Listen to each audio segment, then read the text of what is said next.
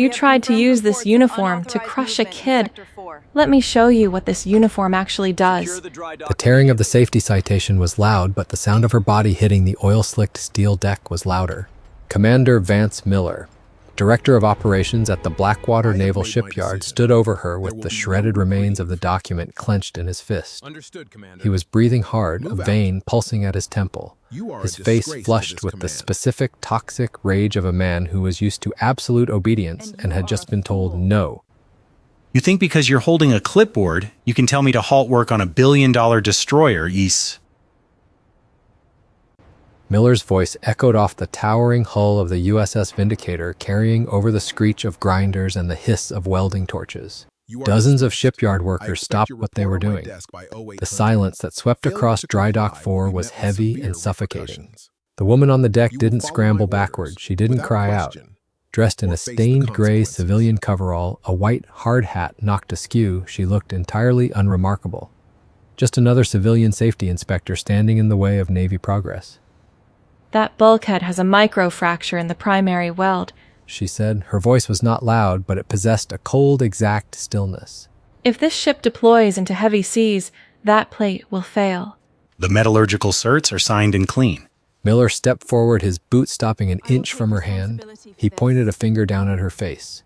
You listen to me, you incompetent bureaucrat. You don't halt my ships. You don't cost me days on my schedule. If you ever step foot on my dry dock again, I will have base security arrest you for sabotage of Navy property. I will throw you in front of a military court so fast your head will spin.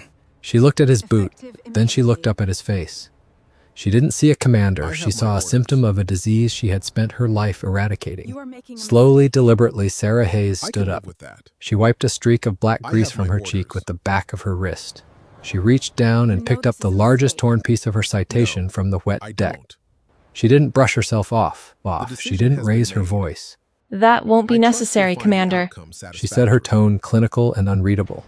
She turned her back on him and walked toward the exit ramp. Her boots hit the steel plating in a steady, measured rhythm. Behind her, Miller scoffed loud enough for his crew to hear. Get back to work. He barked at the staring welders. He adjusted his collar, satisfied. He thought he had just crushed an annoying civilian. He thought he had protected his schedule, his budget, and his secrets. He didn't know that the woman walking away in the grease-stained coveralls was Commander Sarah Hayes, Senior Special Prosecutor for the Judge Advocate General's Corps. And he had no idea that by threatening her with a court-martial, he had just signed the death warrant for his own career. Sarah Hayes did not leave the base. She didn't call human resources, and she didn't file a grievance. People who filed grievances were asking for permission to be heard. Sarah Hayes was the person who granted or denied that permission. She walked a quarter-mile to a nondescript administrative annex building, swiped a high-clearance keycard that no civilian safety inspector should possess, and entered a windowless office on the second floor. She stripped off the oil-stained coveralls, folded them, and dropped them in the trash. Underneath, she wore a simple, dark turtleneck and slacks. She washed her face in the small sink, watching the grease spiral down the drain. Her reflection was calm. The physical impact from the fall was already fading, replaced by the familiar, cold clarity of an active investigation. She sat at the desk, opened a secure DoD-issued terminal, and inserted her common access card. The screen illuminated, recognizing her true credentials. Not a civilian, Commander Sarah Hayes, JAG Corps Special Prosecutions Division. She bypassed the shipyard's local firewall with 3 keystrokes and accessed the encrypted central logistics database. She pulled the file on the USS Vindicator. Miller had claimed the metallurgical certifications were clean. Sarah knew how to read the paperwork of corrupt men. It was never about what was on the page. It was about what didn't fit. She opened the structural integrity reports for the primary bulkhead, the exact spot where she had seen the microfracture hidden beneath a fresh coat of industrial primer. The digital document appeared flawless. All boxes checked tolerances within acceptable Navy parameters. She scrolled down to the authorization block. The digital signature belonged to a senior QA engineer named Robert Kinsey. Sarah opened a parallel window and cross-referenced Kinsey's personnel file in the Navy's master database. The query took 4 seconds. The result flashed on the screen in stark white text. Status deceased. Date of casualty 14 March. Sarah stared at the screen. The certification for the bulkhead had been signed on October 2nd. Miller hadn't just ignored a safety hazard to protect his repair schedule. He had authorized the forgery of a dead man's signature to push a critically flawed destroyer out to sea. Under the Uniform Code of Military Justice, it wasn't just negligence. It was Article 132, frauds against the United States, and Article 107, false official statements.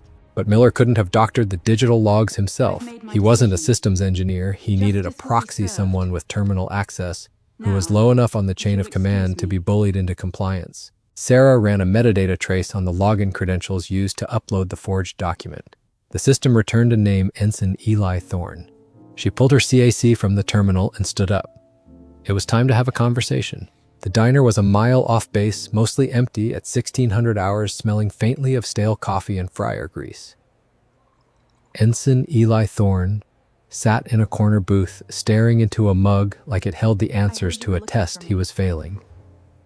He was 23, practically fresh out of officer candidate school, and currently crumbling under a weight he was never trained to carry.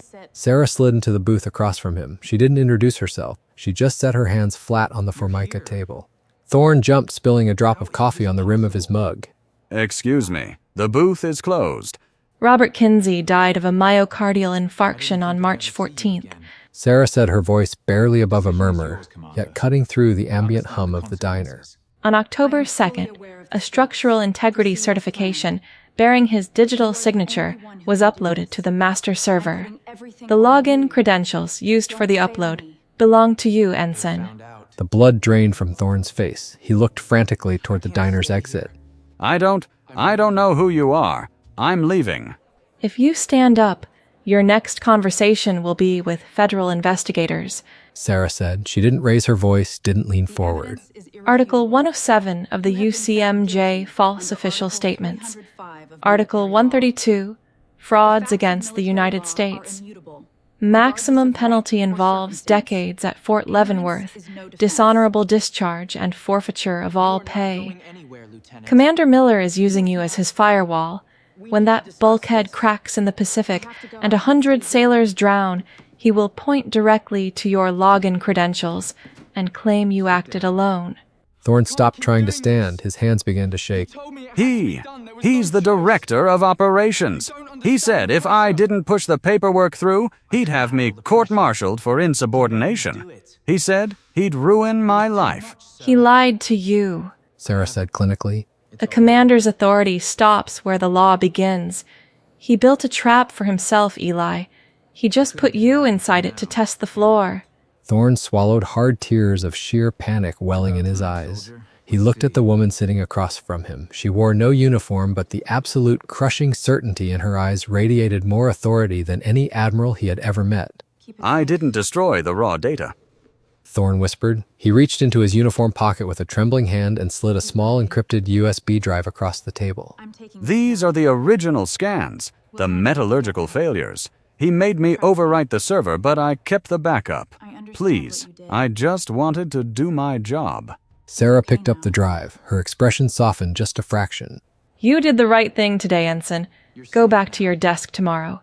Keep your head down. Do exactly what he tells you and absolutely nothing more. She stood up. Who are you? Thorne asked, his voice shaking. I'm the person who is going to dismantle Commander Miller's life, she said, and walked out into the fading afternoon light. Commander Vance Miller stood at the floor-to-ceiling window of his office, staring down at the sprawling industrial complex of the Blackwater Naval Shipyard. The USS Vindicator sat in Dry Dock 4, a gray Leviathan being prepped for early deployment. It was his masterpiece. It was his ticket to a star on his collar. A sharp knock broke his concentration. Chief Petty Officer Vance, the shipyard's lead systems administrator, stepped into the room looking distinctly uncomfortable. Sir, the automated security sweep flagged a restricted data pull 30 minutes ago. East, the chief said. Someone bypassed the partition servers and accessed the raw metallurgical scans for the Vindicator's hull. Miller's stomach tightened, though his posture remained rigid. Who? Ensign Eli Thorne, sir. He downloaded the archived files to an encrypted external drive. The silence in the office turned absolute. Miller's mind raced. The raw scans, the actual scans, the ones showing the compromised bulkheads. If Thorne had those, he had the leverage to sink the entire operation. Miller felt a cold spike of panic immediately extinguished by a surge of overwhelming hubris. Thorne was a 23-year-old kid. He could be crushed. Corporate espionage. Miller said, his voice deadly calm. The chief blinked. Sir, Ensign Thorne is downloading classified structural vulnerabilities to an unauthorized drive. He's selling Navy secrets to a private defense contractor. Miller turned away from the window, his command voice kicking in. Call the Provost Marshal, send MPs to Thorne's workstation right now, lock down his terminal, strip his access, and throw him in a holding cell pending an NCIS interrogation. He doesn't speak to anyone. Yes, Commander. The chief turned to leave. Wait. Miller remembered the woman on the dry dock, the civilian safety inspector with the cold eyes and the exact phrasing. Thorne didn't have the spine to pull data on his own. He was acting on someone else's behalf. Pull the gate logs from yesterday, Miller ordered. Find the name of that civilian safety inspector who tried to halt work on Dry Dock 4. She's a co-conspirator. Issue a base-wide bolo. If she steps within a mile of my shipyard, I want her handcuffed, detained, and charged with trespassing and espionage. The chief nodded and hurried out. Miller smoothed his uniform jacket, looking back out at the destroyer. He smiled. The system existed to protect men of rank. You just had to know how to use it. Sarah sat in the sterile, soundproofed confines of a temporary skiff-sensitive compartmented information facility at a nearby federal building. The USB drive Ensign Thorne had handed her was plugged into an air-gap terminal. She opened the files. The original metallurgical scans were there, stark and undeniable, revealing the jagged microfractures running like spiderwebs across the Vindicator's primary bulkheads. But Thorne, in his panic, hadn't just downloaded the structural data. He had pulled the entire directory block for Dry Dock 4, which included the maintenance procurement logs. Sarah began cross-referencing the invoices. When a ship's critical repairs were bypassed, the budget allocated for those materials didn't just vanish, it was absorbed. Miller had authorized payments to a civilian subcontractor for advanced hull treatments that never actually occurred. The sum was staggering. Nearly $4 million bled from a single destroyer's refit cycle. But a shipyard commander couldn't move that kind of money without raising red flags at Fleet Command. Not unless Fleet Command was holding the door open. Sarah traced the subcontractor's routing numbers through a federal financial database. The funds were funneled into a civilian nonprofit organization ostensibly dedicated to veteran housing. The registered chairwoman of the board was Margaret Sterling. Sarah leaned back in her chair, staring at the screen. The name clicked perfectly into the architecture of the corruption. Margaret Sterling was the wife of Rear Admiral Thomas Sterling, commander of the Regional Carrier Strike Group and Miller's direct superior. The picture was complete. Sterling needed the Vindicator deployed early to pad his readiness metrics for a pending promotion to Vice Admiral. In exchange for pushing a compromised warship to sea, Sterling was using Miller to siphon the maintenance budget into his family's pockets. Her secure comms line buzzed. It was her local NCIS liaison. Commander Hayes, The voice said carefully. Shipyard MPs just raided Ensign Thorne's workstation. They've detained him in the Provost Marshal's holding cell on charges of corporate espionage. Furthermore, Commander Miller just issued a base-wide bolo for a civilian safety inspector matching your alias. Orders are to detain you on site. Sarah didn't flinch. A faint, razor-thin smile touched her lips. Miller thought he was playing odds. He didn't realize he had just added false imprisonment and obstruction of justice to his own rapidly expanding indictment. Let him hunt, Sarah said quietly. The net is already closed. The office of Rear Admiral Thomas Sterling was a testament to untouchable authority. Rich mahogany paneling, leather chairs, and a panoramic window that offered a sweeping view of the naval base. It was a room designed to make visitors feel small. Commander Vance Miller did not feel small. He felt victorious. He stood at parade rest in front of the Admiral's desk. Sterling, a silver-haired man who wore his command like a tailored suit, was reviewing a digital brief. Arresting an ensign for corporate espionage is a loud move, Vance. Sterling said, not looking up from his screen. I don't like loud. Not with the Senate Armed Services Committee reviewing my promotion file next month, and not with the Vindicator scheduled to deploy in 10 days. It's a controlled burn, Admiral. Miller assured him, his voice thick with confidence. Thorne panicked. He tried to pull the raw hole scans. If I hadn't moved on him, he might have found a way to blow the whistle. By charging him with espionage, I've discredited anything he might say. His motive is compromised. He's just a traitor trying to save his own skin. Sterling finally looked up, his eyes cold and assessing. And the civilian inspector? Miller scoffed a short, dismissive sound. A nobody. She tried to cite me for a microfracture. I put her in the dirt and threatened her with federal charges. She ran. I've put a bolo out just to keep the pressure on, but she's terrified. We'll never see her again. Sterling leaned back, tenting his fingers. How do we bury the boy? We convene in Article 32 preliminary hearing tomorrow morning. Miller proposed smoothly. Closed door. We classify the proceedings citing national security vulnerabilities regarding the Vindicator's armor plating. We present the digital trail showing Thorne stealing the files. The investigating officer recommends a general court-martial, and we lock Thorne in pretrial confinement. The hull data gets sealed as classified evidence, and the ship sails on schedule. Sterling stared at him for a long moment, calculating the angles. The millions in diverted maintenance funds were safely tucked away in his wife's charity. The ship would deploy, securing his readiness metrics. The problem was contained. Do it. Sterling commanded softly. Run the hearing. Cut the loose ends. Consider it done, sir. Miller snapped a crisp salute. He turned and walked out of the opulent office, his chest swelled with triumph. The system was flawless. He had won. The Article 32 preliminary hearing convened in a windowless briefing room on the third floor of the headquarters building. 2 armed MPs stood guard at the heavy oak doors. Ensign Eli Thorne sat at the defense table, his posture hollowed out, looking as though he hadn't slept or breathed in 24 hours. Next to him, an appointed junior JAG defense attorney looked entirely out of his depth. At the witness stand sat Commander Vance Miller, projecting the immaculate image of a resolute leader protecting national security. Behind the central desk sat Captain Aris, the appointed investigating officer, reviewing the digital file on his terminal.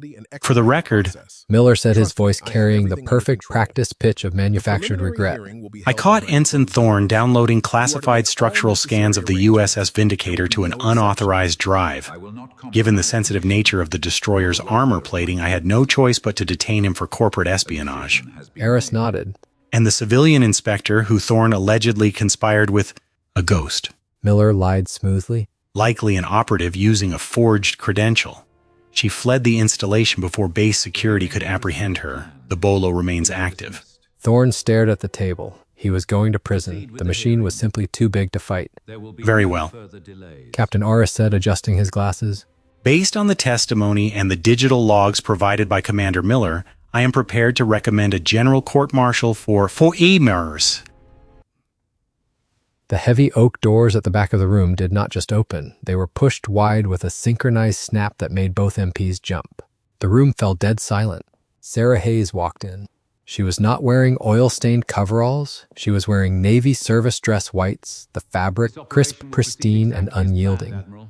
The silver oak leaves of a commander rested heavily on her collar. Above her left breast pocket sat 3 rows of ribbons. Pinned squarely on her lapel was the unmistakable gold insignia of the Judge Advocate General's Corps, the crossed pen and sword. She walked down the center aisle, her heels clicking on the hardwood with the exact measured rhythm of a metronome.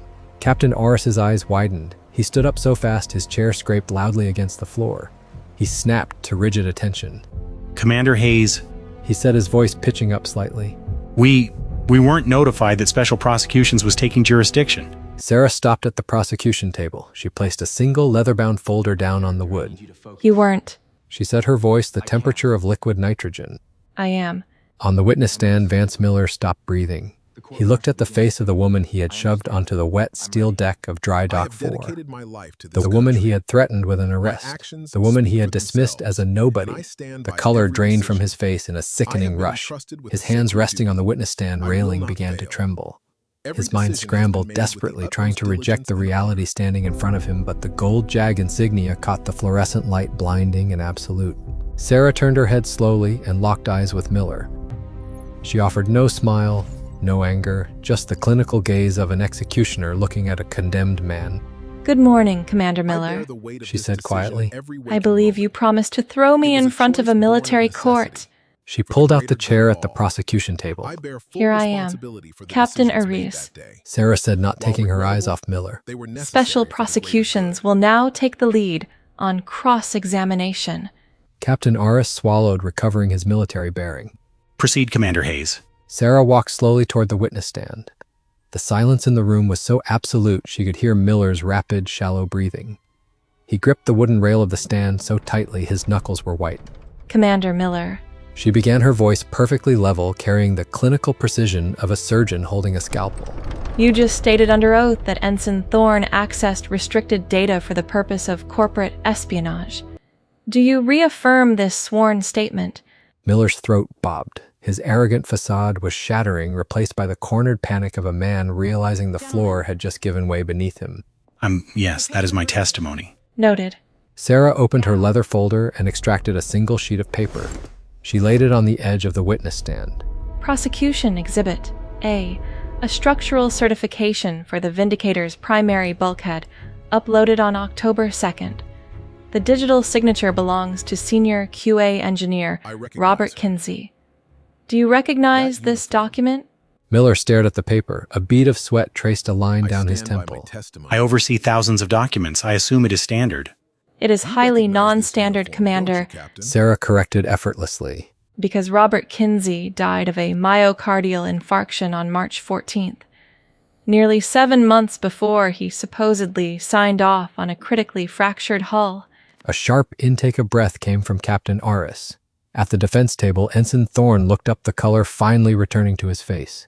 Are you alleging, Commander Miller, that Ensign Thorne possessed the authority to forge a dead man's signature? Sarah pressed, stepping an inch closer. Or did you order him to overwrite the system to hide the exact microfracture I personally cited you for 48 hours ago? I don't know anything about a forged signature de cure. Miller stammered, his voice rising in pitch, cracking under the pressure. Thorne was acting independently. Fascinating. Sarah pulled a second document from her folder. Then perhaps he was also acting independently when $4 million in hull treatment procurement funds were diverted from your dry dock budget to a civilian non-profit organization. Miller went rigid. His eyes darted to the MPs at the door as if calculating the physical distance of an escape. Article 107, False Official Statements. Sarah recited, her voice echoing in the small room like a gavel striking wood. Article 132, Frauds against the United States. Article 128, Assault for your conduct on the dry dock. And as of 3 minutes ago, Article 131, Perjury. She leaned in, dropping her voice to a deadly quiet register. You tried to use this uniform to crush a kid. Let me show you what this uniform actually does. The silence in the room had teeth. Miller's chest heaved. The polished officer who had threatened to crush a civilian on the dry dock was gone, replaced by a sweating, cornered creature stripped of every defense. You don't understand the pressures of this command. Miller shouted, his voice echoing off the cinder block walls, desperate and cracking. The deployment schedule came from the very top. If the Vindicator didn't sail, everything fell apart. I didn't steal that money for myself. I followed directives. Admiral Sterling authorized the accounts. It was Sterling's operation. The confession detonated in the small room. Ensign Thorne let out a jagged breath. Captain Aris stood frozen behind his desk pen, suspended in midair. Miller had just committed career suicide on the record, confirming systemic fraud and implicating a flag officer in the same breath. Before the echo of Miller's shout could fade, the heavy oak doors swung open again. Rear Admiral Thomas Sterling walked into the room, flanked by 2 senior aides. He carried the unshakable posture of a man arriving to inspect a clean burial. Is this hearing concluded, Captain Aris? Sterling demanded, stepping past the threshold. I expect the summary recommendations on my desk. Sterling stopped dead. His eyes landed on Sarah Hayes, standing in the center of the room in pristine service dress whites, her gold jag insignia catching the harsh overhead light. Then he looked at Miller, who was trembling on the witness stand like a man standing before a firing squad. Good morning, Admiral Sterling, Sarah said. Her voice was pure, ice calm, and completely unbothered by the stars on his shoulders. You're just in time. Commander Miller has just entered sworn testimony detailing your personal management of the diverted maintenance funds. Sterling's face hardened into a mask of pure fury. Commander Hayes, you are out of line. You have no authority to conduct an ambush in my jurisdiction. Have a seat. Your jurisdiction was suspended 40 minutes ago by order of the Secretary of the Navy. Sarah interrupted smoothly. 4 NCIS special agents stepped through the doors behind Sterling, led by a senior federal investigator with a warrant in hand. Sarah looked directly at Miller, then at Sterling. Commander Vance Miller, under Articles 92, 107, 128, 131, and 132 of the Uniform Code of Military Justice, you are relieved of your duties and remanded into pre-trial confinement. The NCIS agents moved with practiced efficiency. Handcuffs clicked shut around Miller's wrists, right at the witness stand, the metallic sound ringing with absolute finality. Miller slumped forward, his eyes wide and hollow. The empire he thought was untouchable had dissolved in less than 10 minutes. The USS Vindicator did not deploy on Tuesday. Instead, it sat heavily in Dry Dock 4, surrounded by a maze of new scaffolding and a team of independent, certified metallurgical engineers. The microfractures were being cut out and replaced. It would cost the Navy time and money, but it would not cost 300 sailors their lives in the middle of the Pacific. Former Commander Vance Miller and former Rear Admiral Thomas Sterling did not watch the repairs. They had been stripped of their ranks, their clearances, and their dignity. Both men were transferred to the United States Disciplinary Barracks at Fort Leavenworth, pending court-martial sentences that would ensure neither of them saw the outside of a cell for decades. The millions in stolen maintenance funds were frozen, seized by federal authorities before they could be laundered. Ensign Eli Thorne returned to his desk the following Monday. He had a new commanding officer, a strict but honest captain who judged her sailors by their integrity rather than their blind compliance to corruption. Thorne kept his head down and did his work, carrying with him the newfound knowledge that the military justice system was not just a threat used by bullies. When wielded by the right hands, it was an absolute shield. Commander Sarah Hayes did not stay to watch the transition of power. She wasn't there for the applause or the gratitude. By the time the shipyard's new command staff arrived, she was already gone. In a quiet hotel room off base, she packed her pristine service dress whites back into a protective garment bag. She traded the gold Jag insignia for a nondescript civilian blazer checked out under an alias and boarded a commercial flight heading west. Sitting by the window as the plane banked through the clouds, she opened a new manila folder marked with a classified seal. A logistics base in Nevada. An unexplained discrepancy in supply chains. A base commander acting like an untouchable king. Sarah closed the folder and rested her head against the glass. The work was never finished. But there was a cold, quiet satisfaction in knowing that out there, arrogant men were building their corrupt empires on glass floors. Completely unaware that she was already holding the hammer. If watching a corrupt tyrant get absolutely dismantled by the law gave you chills, do me a favor, hit that subscribe button, drop a like, and let me know in the comments below. Have you ever seen someone drunk on power get exactly what they deserve? Tell me your story. The system only works when we hold them accountable together. See you in the next one.